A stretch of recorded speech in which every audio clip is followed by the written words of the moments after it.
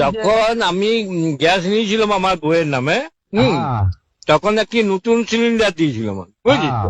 হ্যাঁ, তারপরে সেই নতুন সিলিন্ডারটি পাল্টাইয়ে আমার দিকে একটি পুরনো সিলিন্ডার যখনই দিচ্ছে, সে পুরনো, সে আগের যে নতুন সিলিন্ডারটি দিয়েছিলাম সেইটি আর আমাদের যেটি সেটি আর দিচ্ছে না। ওইটা কথা শুন, তুই যখনই মনে কর গাড়িতে অত মাল আসে, তো এবারে তোর ওই সিলিন্ডারটা তো খোদাই করে না যে এটি বাপি সিলিন্ডার। কেন ওই নতুন সিলিন্ডারটা তো আমি কিনে নিলাম, তো তখন আমার পয়সা কি নিয়ে হবে, তুই তো মাল নিতে হচ্ছে তোকে। তো মাল নিতে হচ্ছে, তো কি হয়েছে? না, তোর ওইটি পাবি কোনো গ্যারান্টি আছে নাকি? এটা দোকানের কোনো জিনিস বটে কি যে তুই ওইটি বাবা? পাবি? ওইটা পাবি নাই। তোর তো সিলিন্ডার মনে কর গোডাউনে আসছে, আবার ইয়াতে তো আসছে। আমি আমার যে পুরনো মোটর সাইকেলটা ছিল, আমি তেল ভরতে গেলে আমাকে পাল্টায় অন্য মোটর সাইকেল দিয়ে দিবে?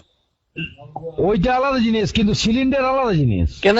মনে কর আমার একটি টর্চ আছে, দাদা মনে কর আমার একটি টর্চ আছে, এবার টর্চটি আমি দোকানে গেলাম যে আমার দুটো ব্যাটারি পাল্টায় দাও, তো কি আমাকে টর্চটা পাল্টায় অন্য ব্যাটারি দিয়ে অন্য টর্চ ওই দিয়ে দিবে? ব্যাপারটা তুই কি না যাই হোক, আমি বলছি তুই পয়সা দিয়ে কিনেছিলি তো।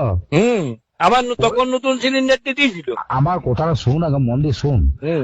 আমিও যখন দিয়েছিলাম অনেক সব নতুন সিলিন্ডার, কিন্তু যখনই এই সিলিন্ডারের গ্যাসের যে ব্যাপারটা, সেটা যখনই তুই সিলিন্ডার খালি দিবি তখন একটা তো ভর্তি দিতে হবে। হ্যাঁ, তো আমার